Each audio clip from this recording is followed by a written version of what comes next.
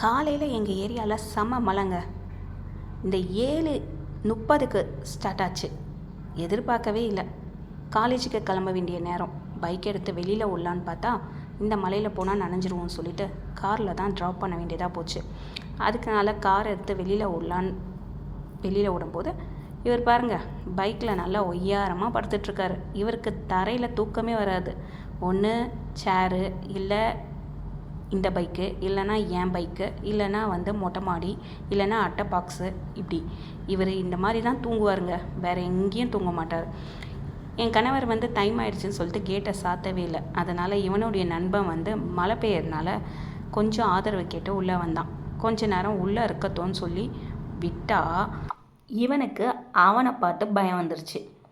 என்னடா இது, நம்மளும் இப்படி தான் வந்தோம், நம்ம இங்கேயே இருந்துட்டோம், இப்போ இவனும் வர வர ரெகுலராக வர ஆரம்பிச்சிட்டான்னு அவனுக்குள்ளே ஒரு பயம் வந்துருச்சு. அதனால் அவனை பார்த்ததும் அவனை வெளியில் அனுப்ப சொல்லி பைக் சீட்டை கிழிக்கிறதும், ஆர்ப்பாட்டம் பண்ணுறதும், கத்துறதும், அமக்கலம் பண்ணுறதுமா பண்ணிட்டு இருந்தான்.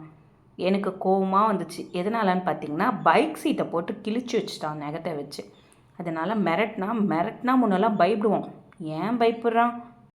இவன் பயப்படுறான்னு சொல்லிட்டு மழை விட்டுருச்சு தான் அவனை வெளியில் போக சொன்னான். அவனும் உஷாராக வெளியில் போகாமல் இங்கேயே தஞ்சம் அடையலான்னு பார்த்தான். நம்மளுக்கு இந்த ஒரு பூனை தாங்க. அதுக்கப்புறம் வேறு பூனையோ நாயோ நம்மளுக்கு செட் ஆகாதுன்னு சொல்லிட்டு அவனை வெளியில் அனுப்பிச்சாச்சு. ஆனால் அவனை வெளியில் அனுப்பது பாடாக போச்சு.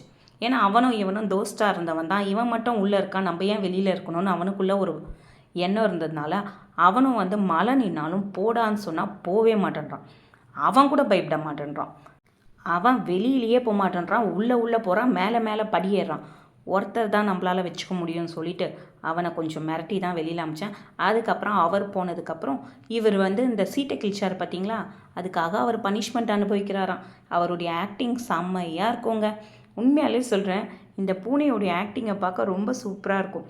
அந்த சீட்டை கிழிச்சதுக்காக அவர் தண்டனை அனுபவிக்கிறாராம். முன்னெல்லாம் நாங்கள் வெளியில் போனால் போவோம், என் வீட்டுக்கார் கூப்பிட்டா உள்ளே வந்துடுவோம். இப்போ எங்கள் வீட்டுக்கார் கூப்பிட்டாரு, வரவே இல்லை. கொஞ்ச நேரம் நான் தண்டனை அனுபவிச்சுக்கிறேன்னு சொல்லிட்டு அவர் வெளியிலேயே அந்த மழை நின்ன பிறகு அதுவும் உன்னை மாதிரி எத்தனை பேரை பார்த்துருக்கோம், வாடா உள்ளன்னு கூப்பிட்டா கூட வரல. அதுக்கப்புறம் கொஞ்ச நேரம் பொறுத்து வந்தான்.